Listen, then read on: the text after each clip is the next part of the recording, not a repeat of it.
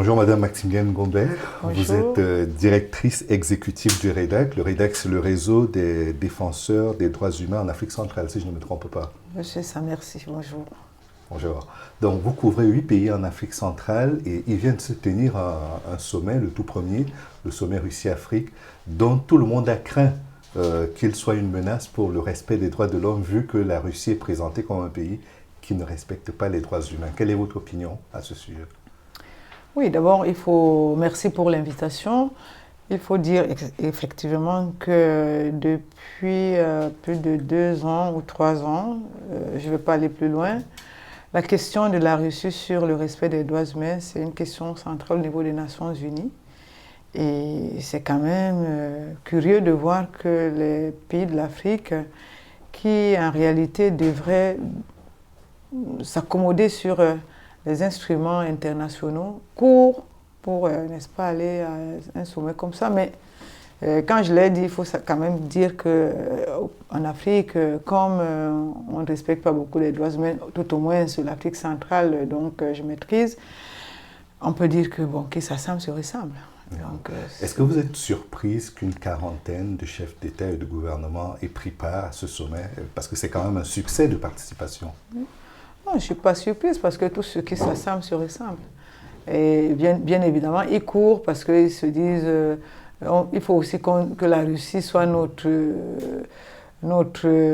partenaire. Et vous savez très bien que depuis un moment, la Russie pénètre au niveau de l'Afrique. La Russie est en RCA depuis un moment. La Russie commence à rentrer au Cameroun. La Russie est en RDC. Donc, en tout cas, je pense que aussi les autres pays de l'Afrique de l'Ouest, la Russie commence à pénétrer. Donc, il y a une sorte comme un protecteur. La Russie est devenue le protecteur des pays africains. Chaque fois qu'il y a des violations des droits humains et qui sont au centre de discussion au niveau des Nations Unies, c'est la Russie qui met le veto pour dire on ne parle pas de ça ici. Parce que la question d'intérêt économique étant, donc, c'est des positionnements géopolitiques, comme vous le savez, donc ce n'est pas une surprise. Et surtout que nous, on est on commande tout le temps. C'est-à-dire qu'on n'arrive pas à nous développer nous-mêmes. Il faut toujours qu'on se place pour commander, avoir quelque chose. Donc, les droits de l'homme, on peut toujours les piétiner. Avant, il y avait la lutte contre la France-Afrique pour ceux des pays de votre zone de couverture qui ont été des colonies françaises. Après, on a craint la Chine-Afrique, l'Inde-Afrique. Et aujourd'hui, il y a cette Russie-Afrique dont on a l'impression qu'elle va également contribuer à davantage, à moins de respect, dans tous les cas, des droits de l'homme. Quelle attitude allez-vous adopter face à ces nouvelles unions qui se font souvent au détriment des droits de l'homme sur le terrain? En fait, nous n'avons que notre bouche pour dénoncer tout cela.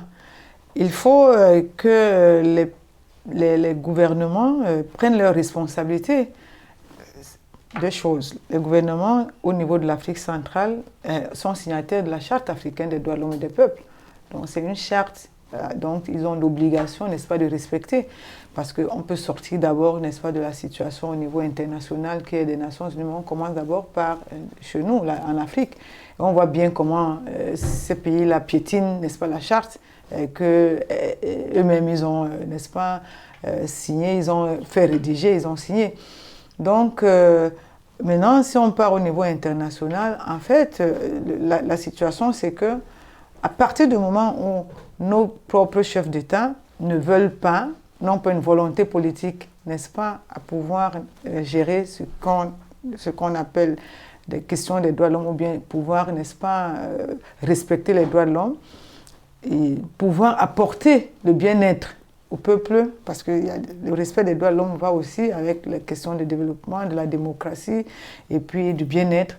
À partir du moment où ils n'ont aucune volonté politique de le faire, et ils vont courir pour avoir un peu de soutien, de répression, parce que c'est ce qu'ils vont aller chercher, la répression, c'est-à-dire les armes, par exemple, les puissants qui vont, n'est-ce pas, les protéger pour s'éterniser soit au pouvoir et continuer à mater, n'est-ce pas, leur population.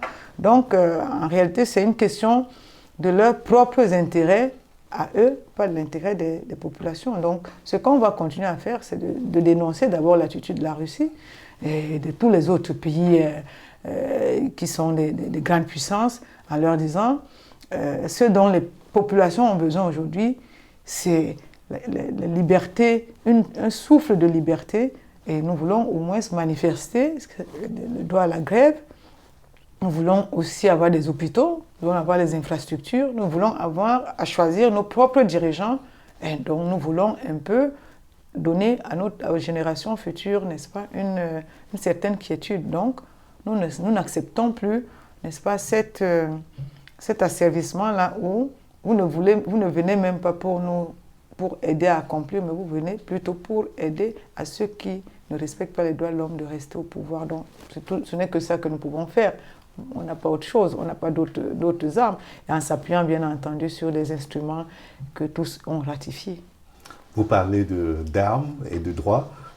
Justement, l'un des pays que vous couvrez, le Cameroun, vient d'organiser un grand dialogue national autour d'une crise dans les deux régions anglophones du pays. Quelle est votre lecture à la fois de l'idée de tenir ce grand dialogue national et puis des conclusions qui ont été tirées à la suite de celui-ci? D'abord, il faut dire que c'est nous qui avions demandé le dialogue inclusif en 2016. Il n'y avait pas encore toutes les exactions qu'on voit là aujourd'hui. Je me rappellerai toujours, c'était la veille du 1er octobre 2017 quand les indépendantistes voulaient, n'est-ce pas, lever leur drapeau. Nous avons demandé aux forces de sécurité de ne pas tirer et avions appelé à l'époque, n'est-ce pas, le président à un dialogue parce que les frustrations étaient énormes. Mieux vaut tard que jamais. Donc, 3 ans plus tard, quand le président Paul Biya a appelé à ce dialogue, nous étions les premiers n'est-ce pas, à saluer, n'est-ce pas, cet acte-là. Sauf que le dialogue a tourné tout de suite à une histoire de mafia, une histoire de copains. C'est-à-dire que la personne qui organise, c'est la personne qui fait la liste, c'est la personne qui fait l'agenda. Et après, on a vu que ce ne sont pas les conclusions, parce que ça aussi, je pense qu'on n'a pas communiqué beaucoup là-dessus, ce sont les recommandations. Et tout le monde sait qu'une recommandation, je vous recommande 2, c'est-à-dire que je laisse à votre appréciation, vous prenez tout votre temps, vous pouvez même penser que c'est inopportun. Ce n'est pas la même chose que nous avons pris une résolution, donc c'est 2 choses différentes. Donc le grand dialogue est sorti avec des recommandations, ça c'est une chose.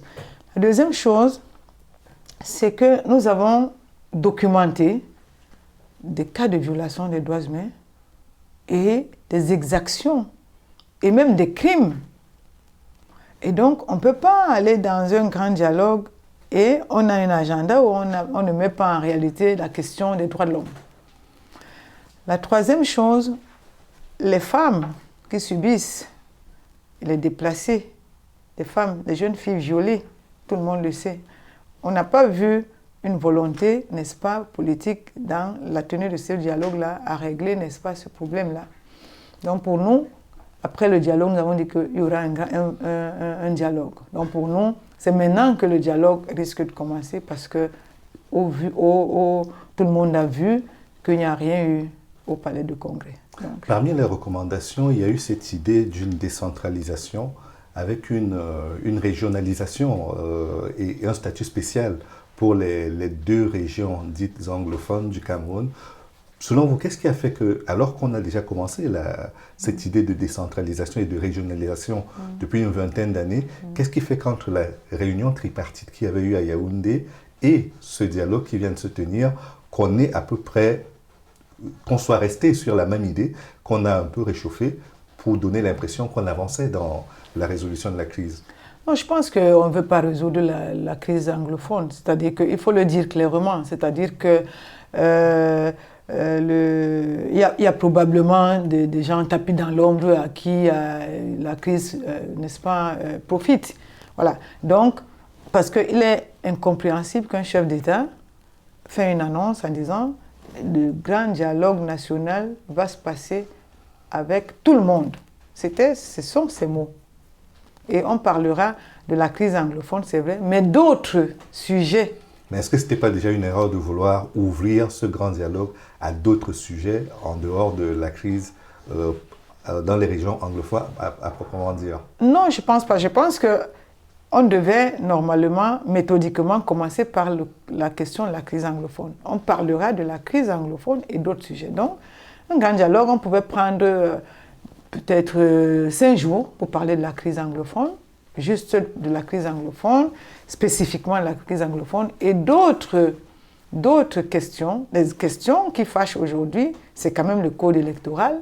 C'est la question des libertés fondamentales, la liberté d'association, de manifestation pacifique. Il est aujourd'hui difficile, même pas difficile, il est pratiquement impossible de manifester, il est impossible de vous réunir, il est impossible. Donc le code électoral, la forme de l'État, parce que la décentration, vous venez de le dire, après 20 ans, on est dans un échec patent. Donc on ne peut pas revenir replanter la même chose après 20 ans. Mais même des jeunes qui sont nés il y a 20 ans, ils ont le droit de voter, ils ne vont plus voter les mêmes choses qui n'ont pas marché. Donc, il y a certains qui pensent qu'il faut le fédéralisme. C'était le moment de les écouter, les arguments du fédéralisme. D'autres pensent qu'il faut la sécession. C'était le moment de les écouter, les arguments de la sécession. D'autres qui disent qu'il faut rester dans la République, une indivisible, qu'on écoute leurs arguments. Mais là, on a encore raté l'occasion de régler, n'est-ce pas, toutes ces questions-là que je venais de citer. Parce que figurez-vous, après ce dialogue, qu'est-ce qui a changé véritablement? Sur le plan de la forme même, certains ont reproché à ce dialogue de s'être tenu sans qu'il y ait eu de cessez-le-feu et sans qu'il y ait eu une concertation avec les différents groupes et qu'il n'y ait pas non plus de médiateur dans la résolution de la crise. Je ne sais pas si vous partagez ces différentes réserves qui ont été émises. Ben oui, mais c'est nous qui sommes, ça je peux le dire, les organisations de la société civile et le REDAC au premier rang qui avaient donné le cap. Comment nous pensons que nous pouvons sortir de cette crise-là? La première chose, parce qu'on a expérimenté ça ailleurs, en RCA, les organisations de la société civile qui accompagnent le REDAC ont de bout en bout, n'est-ce pas, accompagné la résolution, n'est-ce pas, de la crise en RCA. Il y a des défis là-bas, mais au moins la structure a été mise en place. Donc la première chose, c'est le cessez-le-feu hors du pays. Vous ne pouvez pas être en conflit ouvert comme une guerre et vous commencez à parler au pays. Donc, et nous avons même sollicité que ce soit en Afrique, comme on avait fait, par exemple, pour la RCA à Khartoum. Donc, on a dit qu'on exclut toutes les puissances européennes là, et des États-Unis, qu'on aille en Afrique, qu'on trouve un pays africain, qu'ils aillent discuter pour mettre en place, n'est-ce pas, un calendrier de cessez-le-feu. Et pourquoi ce calendrier n'a pas prospéré? Simplement parce que je pense qu'il y a toute une mafia qui s'est mise tout autour de cette crise-là, qui profite à certains, qui fait que il y a beaucoup d'enjeux. Et effectivement, à qui vous pensez quand vous dites que la crise profite à certains? Mais probablement à certains membres du gouvernement et à certains membres aussi indépendantistes, parce qu'il y a quand même les achats d'armes, l'argent coule. Il y a aussi les puissances, certaines puissances à qui ça profite, puisqu'il faut vendre les armes. Et donc, ça profite à toute une communauté. Et c'est là que la population, c'est là que le peuple doit démontrer, n'est-ce pas, son engagement à dire nous ne pouvons pas suivre, n'est-ce pas, cette voie-là. La difficulté aujourd'hui, c'est que on a tellement pollué le discours que le discours qui est contraire à celui qui voudrait qu'on dise le pays est en danger, il faut d'abord sauver le pays à coûte que vaille, n'est-ce pas? Ce discours-là, vous êtes vu tout de suite comme quelqu'un qui veut déstabiliser le pays et ça a marché. Donc les télévisions ont été créées pour ça, il y a des radios qui ont été créées pour ça, il y a des journaux écrits qui ont été créés pour ça. Donc ça fait que c'est ça qui est difficile d'entendre nos discours. Mais je pense que petit à petit, avec la patience, et puis les gens sont exacerbés de tout ce qui se passe. Petit à petit, je pense que ça ira. Mais ça profite à beaucoup de personnes, et donc c'est difficile quand les intérêts sont assez complexes. Quand vous dressez le tableau de la manière dont les choses se sont passées et n'auraient pas dû se passer surtout, on a l'impression que vous êtes en train de redécrire ce qui s'est passé au Rwanda dans les années 94. Est-ce qu'on est au bord d'une situation similaire, c'est-à-dire à une période pré-génocidaire au Cameroun? Oui, on peut, si on ne fait pas attention un peu, parce que ce qui se passe au nord, ouest, sud-ouest, c'est inédit. Et donc, on n'est pas encore arrivé, on n'est pas encore atteint, n'est-ce pas, ce stade-là. Mais je continue à le dire, et puis je ne suis pas la seule à le dire, il y a d'autres organisations qui le disent. Si rien n'est fait rapidement, nous allons atteindre, n'est-ce pas, ce stade-là. Et si on atteint ce stade-là, ce sera un stade non-retour, parce que ça va s'embraser. Ça va s'embraser, et quand ça va s'embraser, on sera obligé d'avoir l'ONU, donc la mission de paix et sécurité des Nations Unies, de l'Union africaine, et puis tout le monde sait comment après ça s'amène, parce que c'est question de budget, et donc c'est les populations qui souffrent déjà qui vont encore souffrir davantage.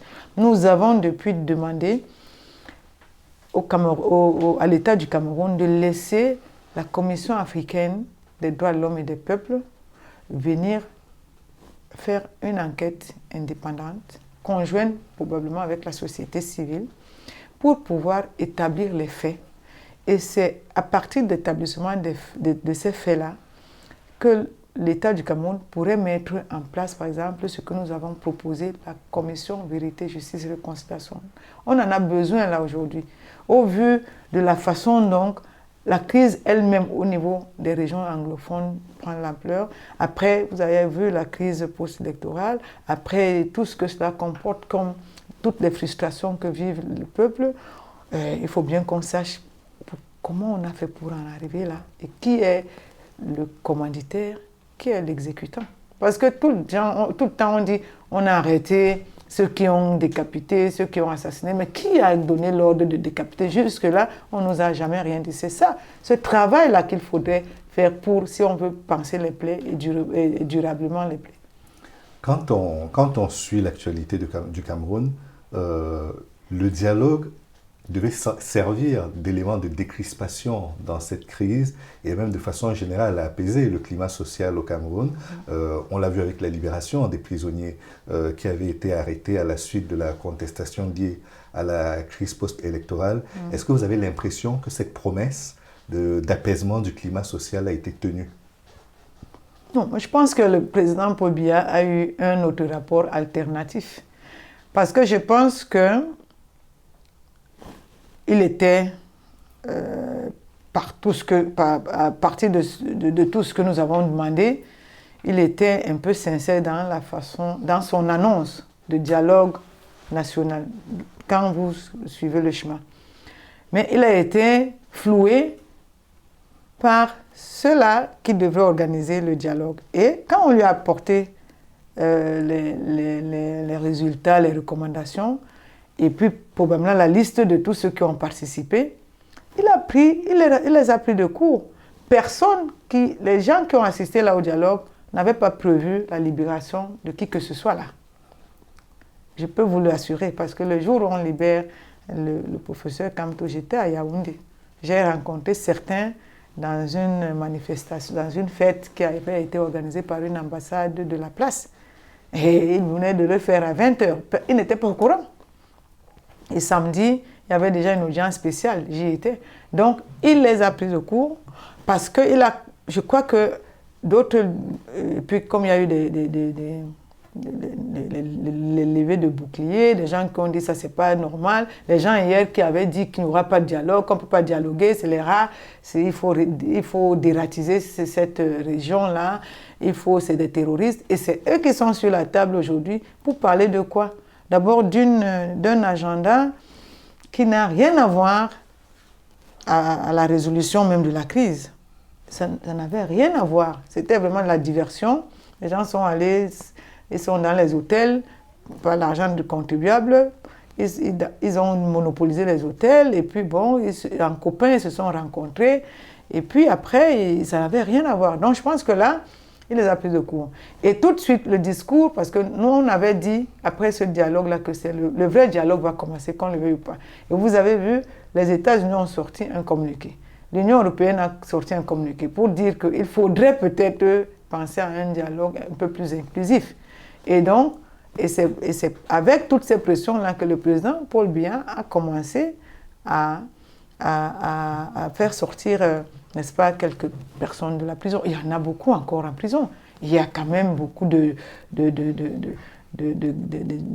séparatistes, des jeunes séparatistes en prison. Ou alors même des activistes, parce qu'on ne peut même pas dire qui sont les séparatistes, parce qu'il faut bien qu'il y ait un procès équitable pour démontrer que, bon, il y a des preuves qui démontrent que vous êtes séparatiste ou alors que vous avez pris des armes. Mais ça, ce n'est pas le cas. Les gens qu'on a arrêtés, c'est la plupart qui étaient dans la rue pour dire nous ne voulons plus la République. Et puis tout de suite, on leur a collé les motifs de terroristes, de sécessionnistes, de tout ce que vous voulez.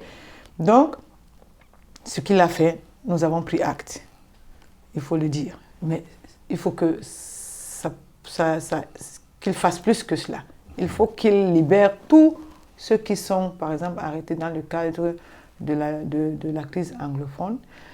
Et nous avons dit, y compris Ayoub Tabé. Pour chuter, j'ai toujours dit ça. Vous le savez très bien, quand Nelson Mandela, on a voulu commencer à régler le problème au niveau de l'Afrique du Sud, on est allé le chercher dans la prison, on l'a mis dans une villa, mais sous résidence surveillée.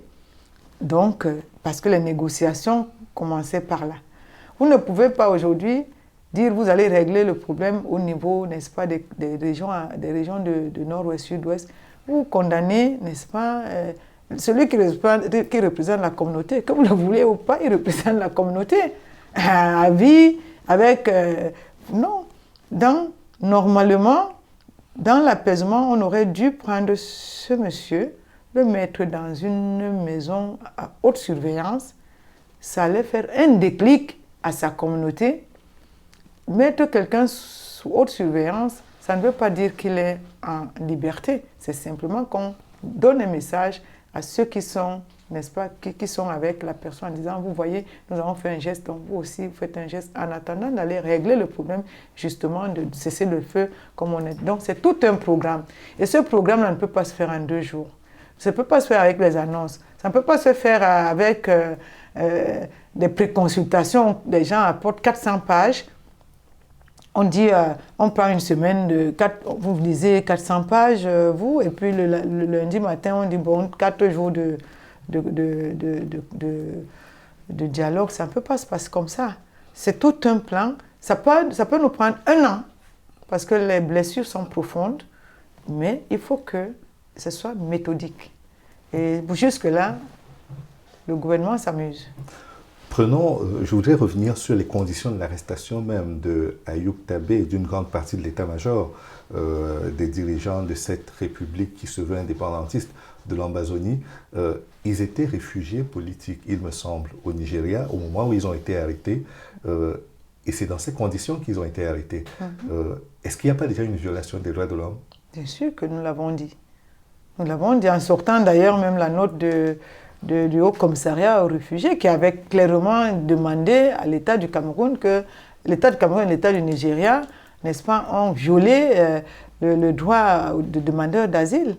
C'est-à-dire qu'on n'avait même pas fini d'examiner, n'est-ce pas, leur dossier. Donc, ils étaient sous protection du Nigeria.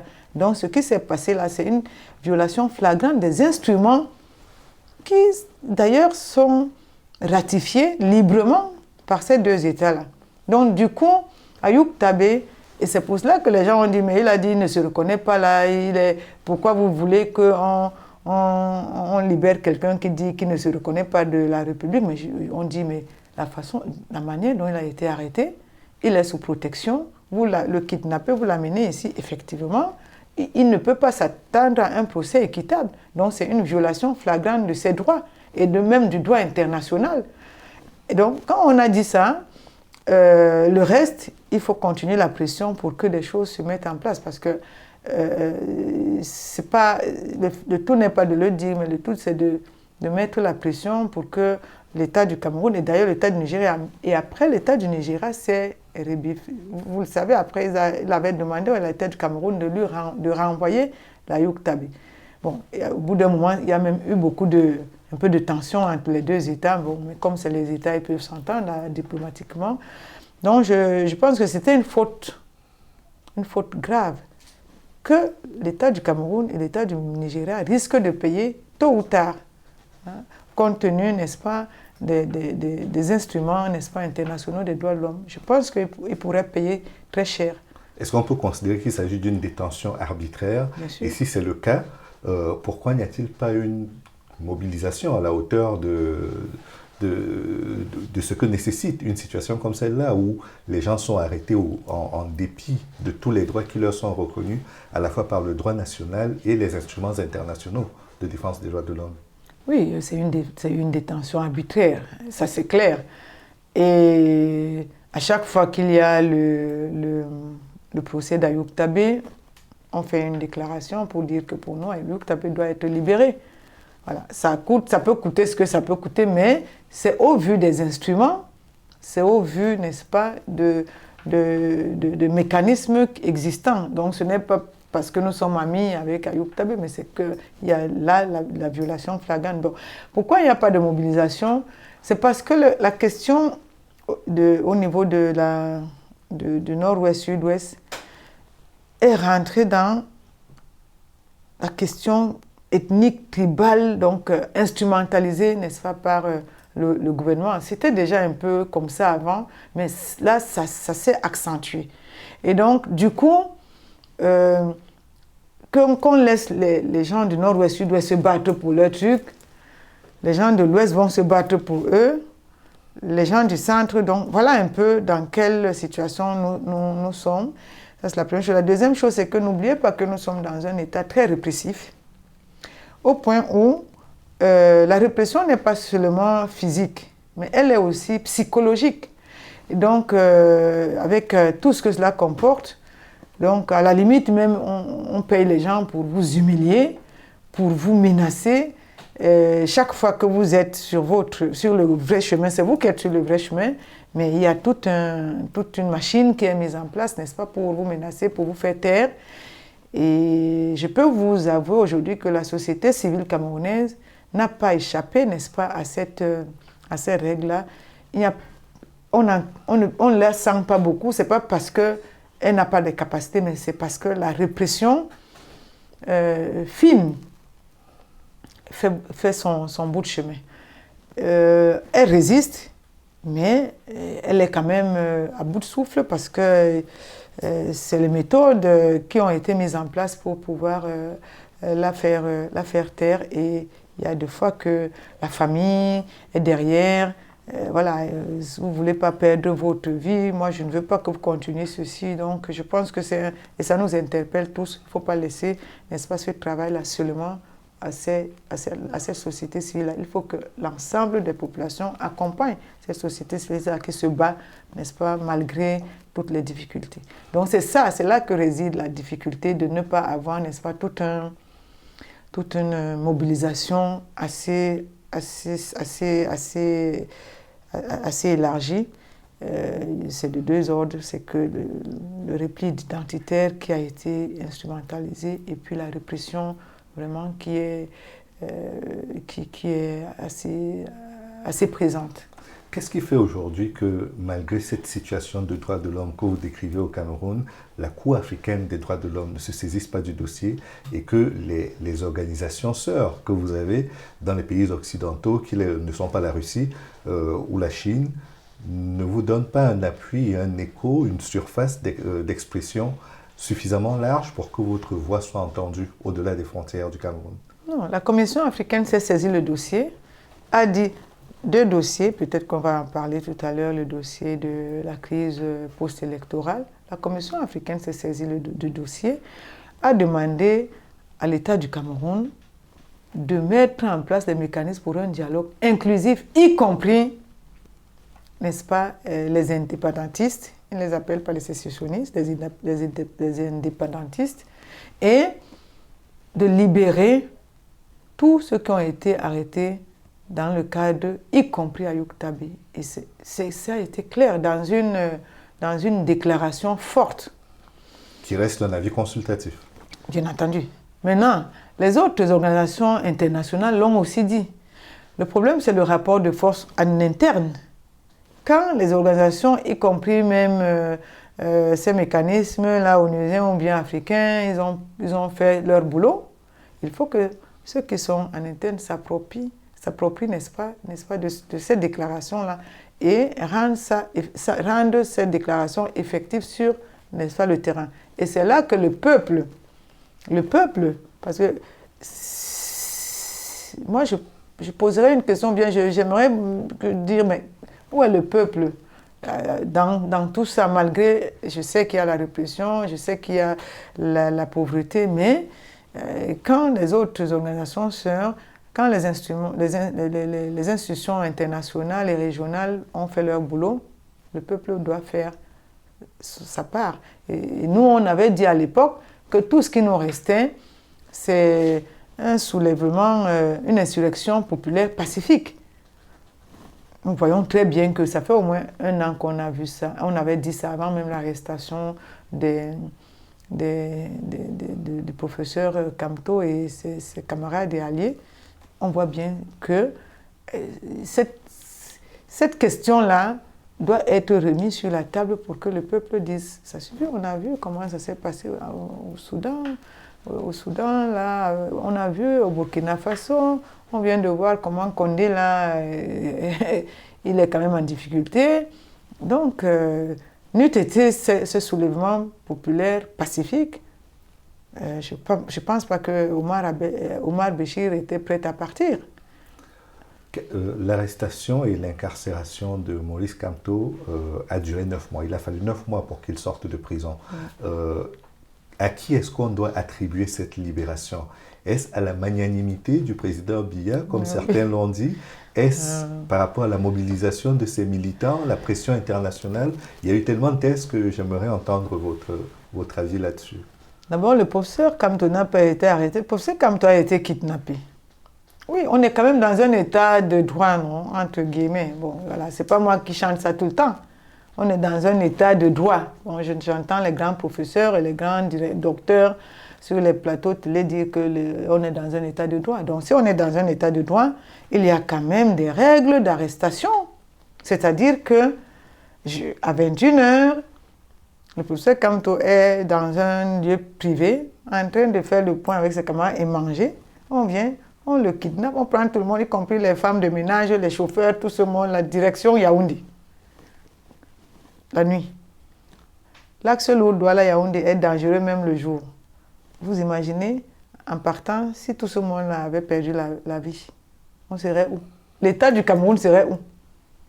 Mais c'est ça, ça peut créer même des situations de révolte. C'est-à-dire que le zèle de certains de nos dirigeants fait qu'ils oublient même que le droit à la vie, ils exposent même les vies des gens comme ça. Mais imaginez un seul instant qu'à l'axe lourd, accident, circulation, tout ce monde-là, mort. Donc, il a été kidnappé. Et je pense que la magnanimité du chef de l'État, on est là dans une guerre de communication. Mais ça n'a rien à voir. C'est simplement qu'au niveau international, au niveau interne, parce que quand l'international se saisit du dossier, c'est qu'en interne, ça a bougé. Il ne faut pas que les gens pensent que l'international vient quand ça ne bouge pas en interne. Sinon, c'est de l'ingérence. Non, ce n'est pas ça. C'est parce qu'ils disent simplement que nous ne pouvons pas nous substituer à ce que vous voulez. Oui, quand vous voyez chacun sortir, par exemple, un communiqué, là, c'est parce qu'ils sentent qu'il y a un certain plaidoyer qui se fait en interne et qu'il y a une pression forte qui se tient. Et c'est ce qui s'est passé. On a tenu bon. Et le professeur Kamto aussi, qui est un homme de droit, a tenu bon. Parce que le premier jour, devant le tribunal militaire, il a dit que le tribunal militaire n'est pas habilité à le juger. Parce que nous l'avons dit depuis. Le Cameroun le sait. le tribunal militaire n'est pas habilité à juger les civils. Il y a toute une panoplie de textes qui le disent. Il y a les principes et directives sur les droits civils dans la lutte contre le terrorisme. Et il y a les principes et directives sur le procès équitable. Et il y a la résolution des Nations Unies sur l'utilisation du tribunal militaire. Donc, ils savent ça. Donc, en principe, c'est encore une forme de zèle qu'ils font en prenant des civils et en les amenant devant le tribunal militaire. Donc, à partir de cet instant-là où on a martelé que ce qui se passe là, et de surcroît quelqu'un qui a été deuxième, entre guillemets, parce que lui dit qu'il a gagné les élections, on n'a jamais vu que quelqu'un, parce qu'il dit que moi j'ai gagné les élections, on le kidnappe, il est devant le tribunal militaire. On est en RDC là, jusqu'à aujourd'hui, Fayou continue à faire les meetings pour revendiquer, n'est-ce pas, sa victoire. Moi, j'ai été banni pendant 8 ans. Je n'avais pas droit à aller en RDC. C'est quand Tshisekedi a été élu là que j'ai eu le visa. Mais j'ai vu que Fayou fait ses meetings, il continue à dire que le président, c'est lui le président élu. La police encadre, il finit de parler, il rentre chez lui, il dort, il a même son cabinet. La République continue à marcher. On a vu au Gabon, il y a même eu mort d'homme. On n'a pas arrêté Ping, on l'a mis sur résidence surveillée en disant peut-être qu'il ne faudrait pas qu'il sorte pour qu'il harangue des foules, mais jamais on l'a présenté devant un tribunal militaire. Donc le Cameroun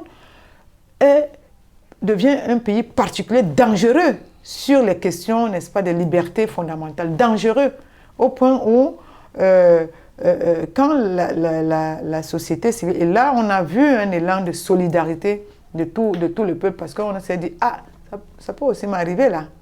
Ça peut m'arriver là. Là, ce n'était plus les amusements que bon, il y a des gens qui ont les armes là-bas, c'est leur problème. On ne prend pas les armes contre l'État et que tous ceux qui les supportent, c'est parce qu'ils veulent déstabiliser le pays. Là, c'est parce que là, on a touché à une petite liberté fondamentale qui est la liberté même de vous rendre visite chez vous. Ou alors d'opinion, ou même de manifestation. Et là, ça peut être... donc, je peux être là comme je suis là. Les gars vont arriver, vont dire, bon, ok, debout tout le monde. Donc, c'est ça qui a fait aussi que les gens se sont retrouvés, parce que ça a été quelque chose quand même de terrible. Donc, 9 mois, pourquoi?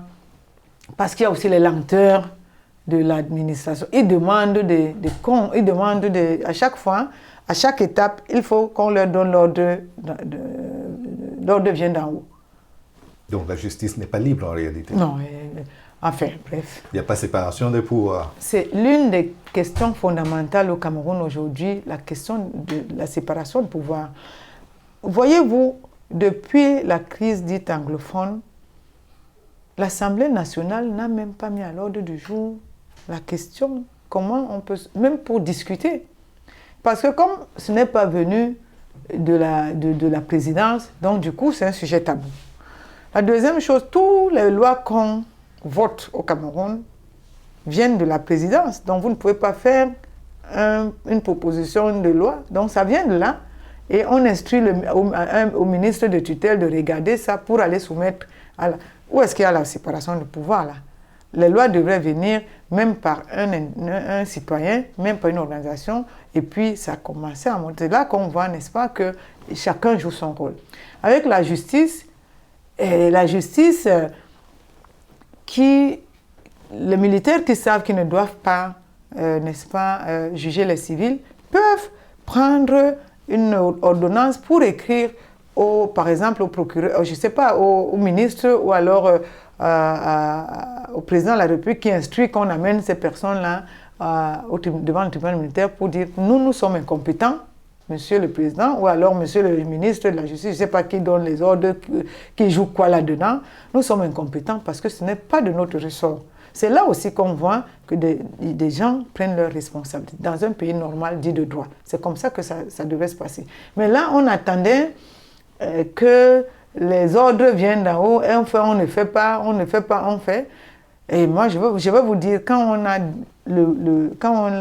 à 20h, on a dit qu'on libère, le matin à 6h, ils ont programmé une audience spéciale pour les libérer.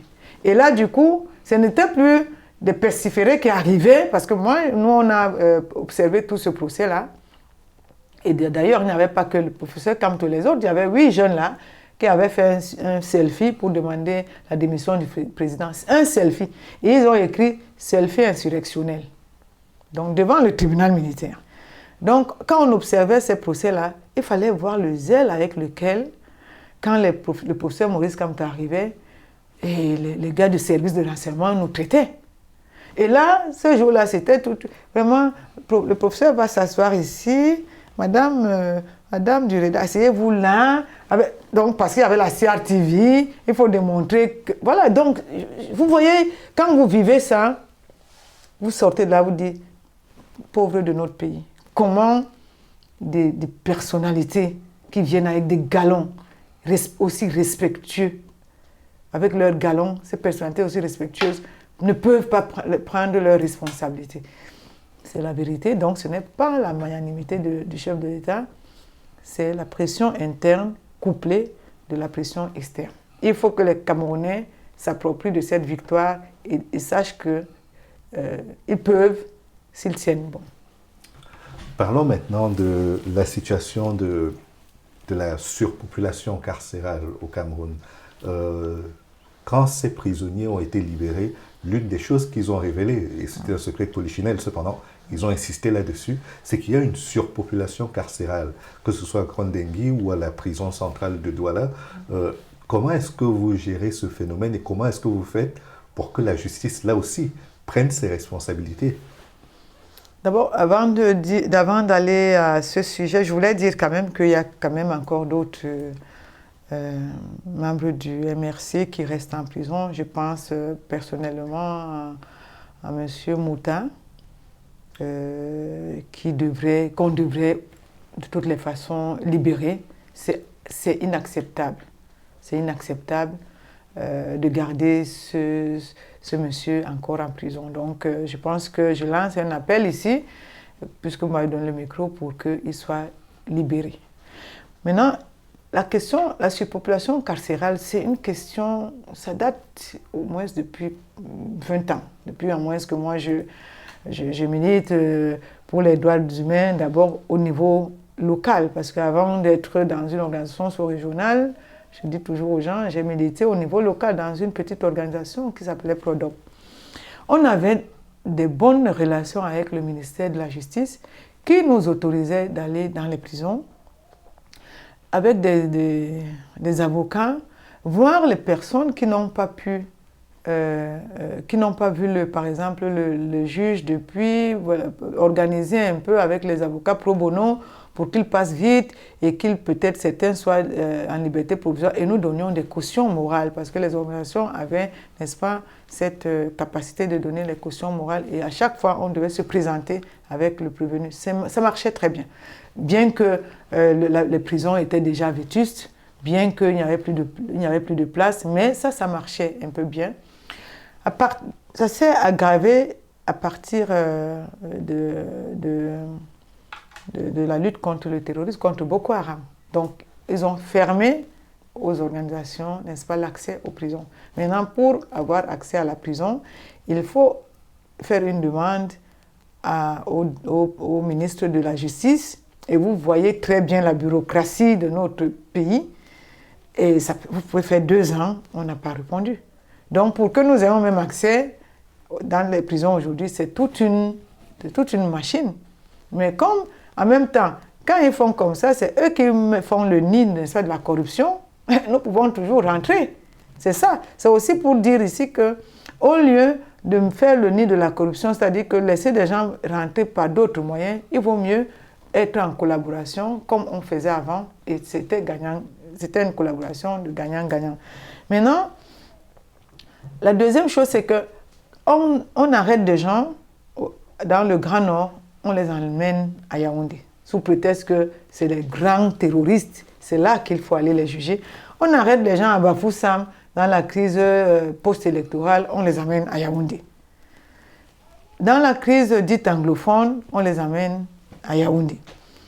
Et parmi, par exemple, dans la crise dite anglophone, il y a plus de 300 qui n'ont jamais vu le juge d'instruction. Depuis combien d'années? Depuis 2016, donc. Depuis 2 ans, certains. Oui. Donc, vous voyez, et je suppose que des droits communs aussi, parce que quand on ne peut pas les suivre au cas par cas, les autres, on peut suivre, parce que comme c'est des groupes, on peut avoir la liste. Mais le reste, je suppose que il y a des jeunes là qui n'ont jamais vu aussi le juge d'instruction, parce que avant on le faisait quand on avait des... Donc, l'une des mesures que nous avons proposées, c'est d'abord de mettre en place, n'est-ce pas, cette collaboration-là, pour qu'on entre dans les prisons avec les avocats et autres, et que ceux qui sont, par exemple, qui ont été arrêtés par rapport à des délits comme un vol d'une bouteille de gaz, qu'on les mette dehors, qu'on les mette carrément dehors. Les gens qui n'ont jamais vu un juge d'instruction dans la crise dite anglophone, cela veut dire qu'on n'a pas réuni des preuves. D'office, il faut les mettre dehors. Ce n'est pas normal que pendant 2 ans, vous dites que vous avez les grands terroristes avec vous et vous n'arrivez même pas à les emmener devant un juge d'instruction pour lui signifier pourquoi il est là. C'est une faillite, donc il faut les mettre dehors.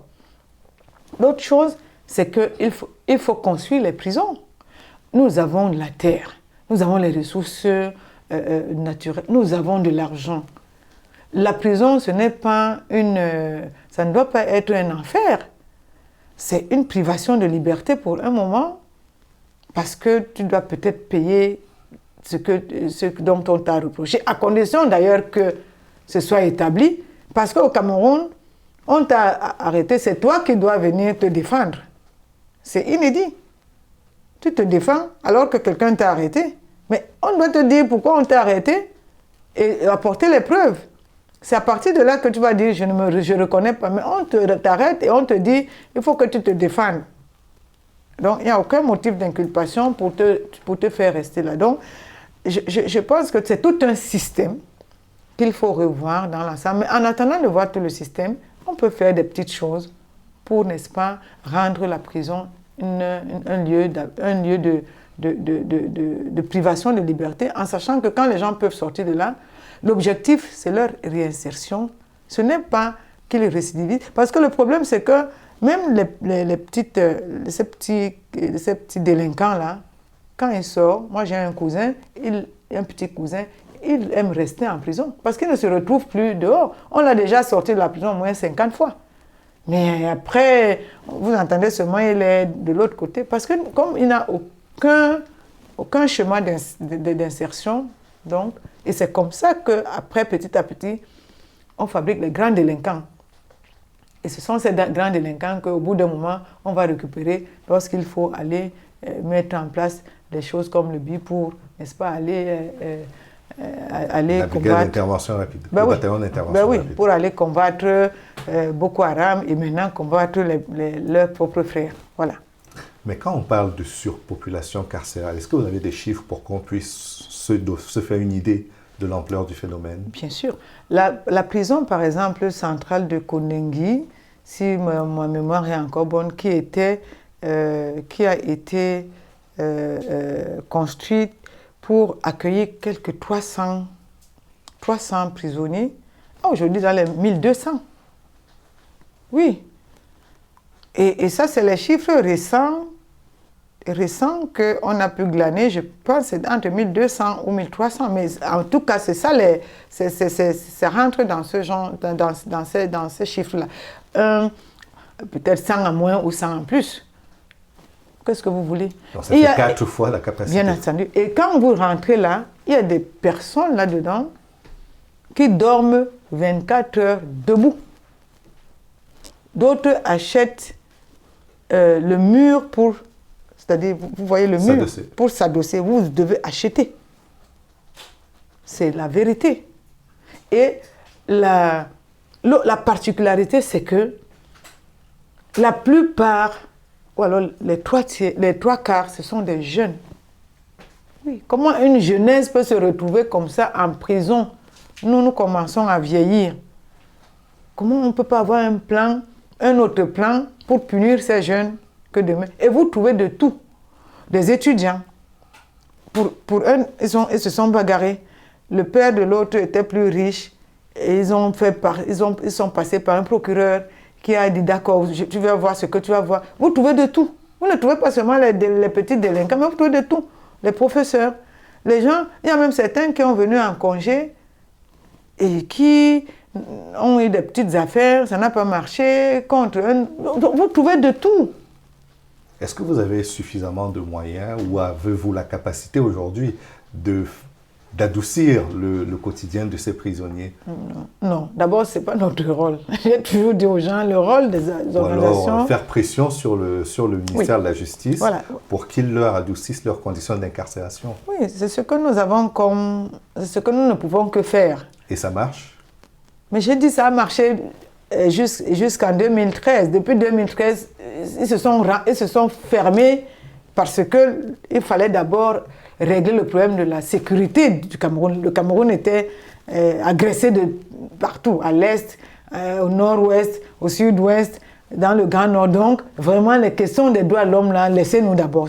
Voilà le raisonnement aujourd'hui du Cameroun, en tout cas de l'État du Cameroun, avec certains des griots qui, n'est-ce pas, veulent montrer que le Cameroun leur appartient et que nous ne sommes pas Camerounais. D'ailleurs, et j'ai entendu certains dire, si vous ne voulez pas rester là, vous pouvez partir, comme s'ils doivent rester, comme si nous, ce n'est pas notre pays. Non, le problème, c'est que ça marchait à un moment donné, parce que ce qu'on faisait, c'est, comme j'ai dit, c'est une collaboration dans nos services. Les avocats, on a des avocats qui sont des volontaires, qui sont prêts.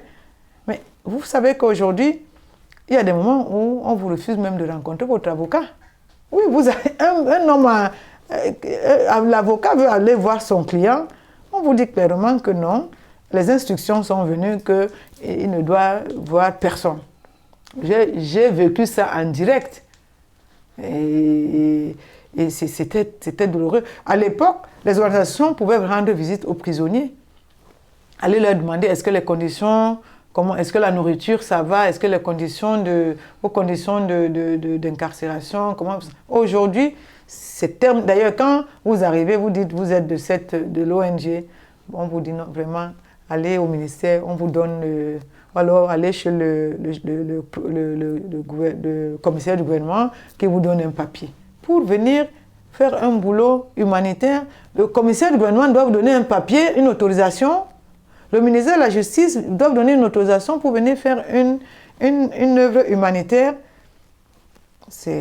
Non, on n'a pas on a perdu... voilà. On essaye par d'autres moyens faire à ce que les gens soient libérés en faisant pression que on a peut-être la liste de ceux qui n'ont pas vu, par exemple, les juges d'instruction. On fait la pression pour que ceux-là... On fait un plaidoyer au niveau international pour que les noms soient connus et qu'en retour, quand on dit au président Paul Biya, bon voilà les gens, c'est pour ça que vous voyez, il libère par à-coup. Donc aujourd'hui 300, demain 200. Ce sont des gens, les noms sont bien connus là, les noms. Donc au fur et à mesure, on met le nom, on fait un grand plaidoyer, il libère. Donc ce n'est que ça qu'on peut faire. Et ça vient de l'intérieur parce que comme il y a des prisonniers à l'intérieur avec lesquels nous avons certains, on peut un peu parler. Donc on a aussi nos canaux, ne me demandez pas lesquels, parce que je ne dirai pas de toutes les façons. Et donc on peut obtenir, et puis c'est ça qui permet à ce qu'on fasse, n'est-ce pas, le plaidoyer. Pour en revenir à la situation sociale au Cameroun, au-delà de la crise dite anglophone, il y a également ce problème du tribalisme qui commence à ronger sérieusement le tissu national. On l'a vu dans le Sud avec les événements récents. Oui. Comment est-ce qu'on agit contre cela? Qu'est-ce que le gouvernement fait? Qu'est-ce que vous, organisation de la société civile, vous faites? Le tribalisme au Cameroun, d'ailleurs, ce n'est pas un fait nouveau. Il y a M. Moukoko Priso qui a écrit un beau bouquin, un beau livre. Je conseillerais à chacun de le lire. C'est un livre assez édifiant. Donc, c'est comme s'il avait vu venir. Et on a toujours surfé sur la fibre tribale. C'est-à-dire que voilà, il y a des bassins. D'ailleurs, on s'amusait comme ça quand on était jeunes. On disait les bassins aiment trop le timbre. Hein, quand tu veux, ça veut dire que nous aimions les histoires. Moi, je suis bassa, donc voilà, et on s'amusait. On disait les Bamileke aiment l'argent. Mais on s'amusait parce que il y avait encore cette question où nous vivions ensemble. Il y avait un seul lycée par département. Moi, quand j'ai fait le lycée, tous les gens venaient des arrondissements, des CES d'arrondissement pour venir dans un seul lycée. Et donc, on était ensemble. C'est ça qu'on appelait le vivre ensemble. Après, on a commencé à couper les lycées. Chaque petite région a eu son lycée. Même quand il n'y avait ni professeurs, ni enseignants, ni élèves, il y avait les lycées. Il y avait les CES, il y avait ceci. Donc, ça veut dire quoi? On crée des replis identitaires. Donc, on est entre nous. Et ça, après, on a fait le découpage administratif, qui est quand même qu'on est parti de 7 régions à 10. Les gens, ils parlent, mais c'est aussi un plan bien défini pour, n'est-ce pas, qu'on rentre dans un petit tribalisme étriqué. C'est-à-dire que là, chacun se replie. Ce n'est même plus le Bassa, c'est maintenant le Babimbi. Parce que dans les Bassa, il y a les Babimbi, il y a les Nyong Ekele. Donc ce n'est même plus une question de Bassa, c'est que les Nyong Ekele et les ceci. Je voulais faire remarquer cela. Et ça, c'est une arme qui est utilisée par un gouvernement, par le gouvernement. Parce que comme ça, continuez à vous diviser, on vous divertit, nous on fait des vraies choses. C'est de ça qu'il est question. Ce qui vient de se passer à Saint-Mélima, d'ailleurs, c'est révélateur de cela. Et c'est d'ailleurs très grave, au point où, et quand on parle de la séparation de pouvoir, on ne s'amuse pas là.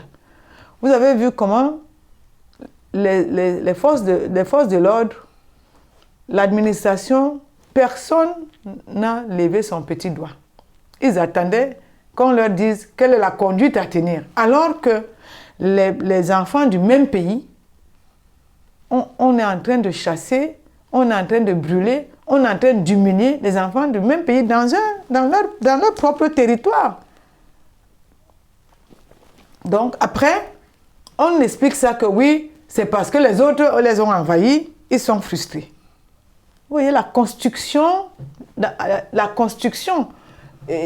qui est la construction administrative. Et ça vient d'où? Ça vient de ce que je viens de dire, parce qu'effectivement, comme on a mis des lycées, on a mis des marchés, on a mis des circonscriptions, donc chacun doit rester là-bas, là où on vous a cantonné. Vous avez même les universités. D'ailleurs, on a même créé des universités. Tu vas à Chang, il y a l'université de Chang. Tu vas à Bouddha, je ne sais pas. Il y a peut-être, on va créer même une université, même dans mon village bientôt. Comme ça sera très bien. Donc, comme ça, cantonnez-vous là-bas. Donc, si je viens là où je dois être, parce qu'en réalité, je peux être partout. Je n'ai pas à demander à qui que ce soit au Cameroun, là où je veux aller vivre. Et je dois vivre normalement, mais l'administration. Et après, on vous dit, c'est l'autre ethnie. Dans le livre dont j'ai parlé tout à l'heure, il y a la question Bamileke. Dans ce livre-là, Monsieur Moukoko Priso démontre à suffisance comment le peuple, le gouvernement va surfer sur le peuple Bamileke et comment on va monter tous les autres, on va vouloir monter tous les autres contre le peuple Bamileke, qu'on pense que c'est un peuple qui est venu nous prendre tout. Je le relis tout le temps, je n'ai qu'un seul exemplaire, et il ne sort plus malheureusement. Donc, le peuple Bamileke est le bouc émissaire, aujourd'hui, de tous les autres peuples.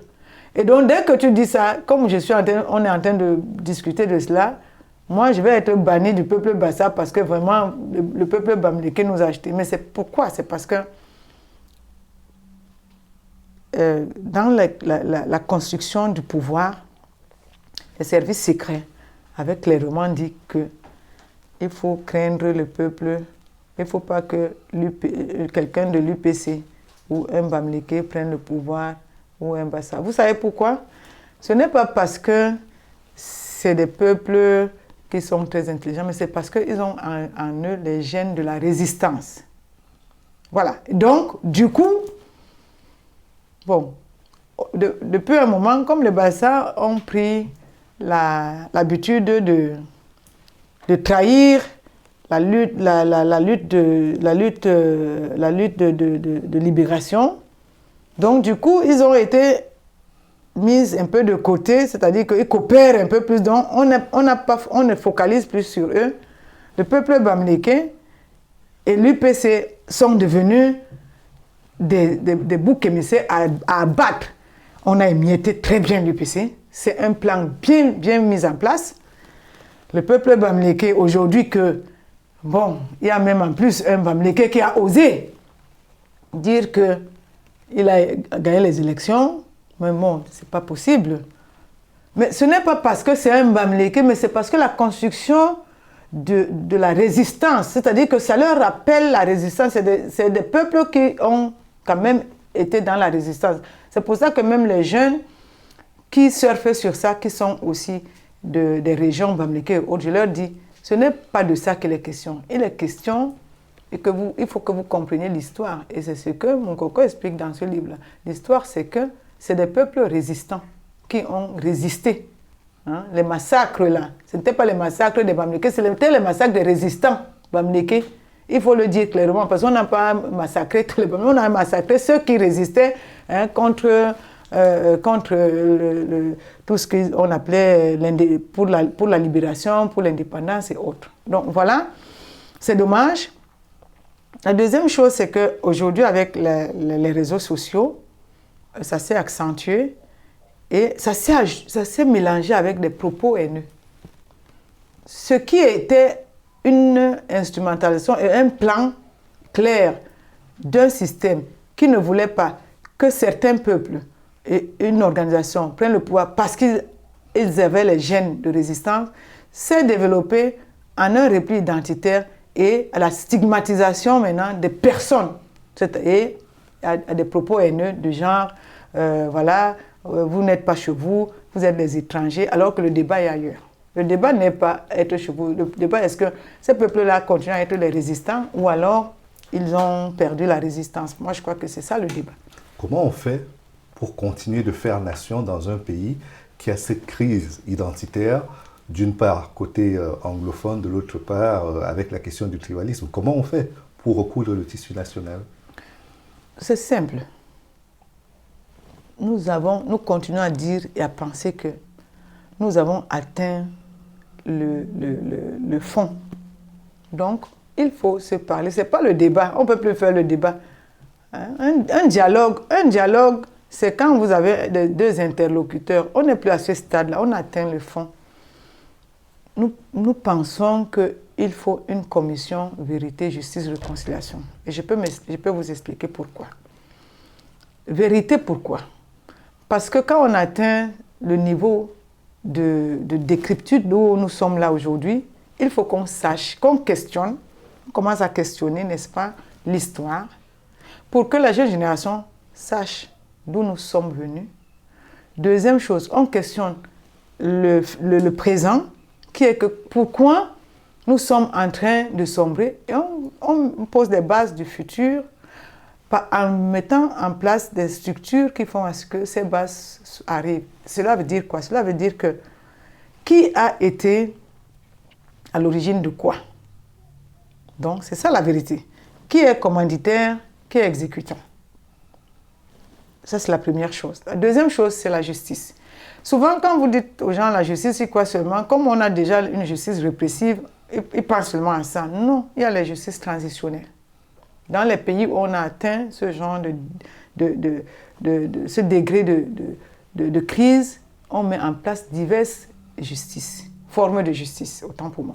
La justice transitionnelle, celle-là qui fait à ce que tu reconnais tes fautes et on se pardonne. La justice civile, qui fait qu'on peut dire, bon, peut-être les travaux d'intérêt général, et vous payez une petite amende, et donc, mais aussi la justice pénale, et même la justice internationale, on peut mettre en place une cour spéciale, comme on en a fait au Rwanda, comme on en a fait en RCA, pour juger ceux qui sont commanditaires des crimes graves, de tous les côtés. Parce qu'on aura entendu tout le monde, les commanditaires, les victimes, tout ce monde-là. Et maintenant, réconciliation, dans la réconciliation, il y a la réparation. La réparation n'a pas toujours été seulement de l'argent, bien qu'il faudrait quand même, tout de même, matériellement et financièrement, réparer. Mais il y a une réparation psychologique. Je pense que beaucoup de jeunes aujourd'hui sont dans un état psychologique vraiment assez délabré, je ne sais pas, le mot me manque. Mais donc, il faut mettre en place, n'est-ce pas, cette réparation psychologique-là. Et dans la réparation psychologique et dans la réconciliation, on met aussi ce qu'on appelle la forme de l'État. Parce que quand vous voulez vous réconcilier, vous questionnez vos textes. Est-ce que la Constitution telle qu'elle est là nous permet encore de continuer comme ça? Parce que vous êtes ensemble, là, vous êtes en train de faire les étapes. Donc, c'est une étape après une autre. Est-ce que le découpage administratif tel qu'il est là, est-ce que c'est bon pour nous? On ne parle plus pour nous, pour les générations futures. Donc, on met les bases.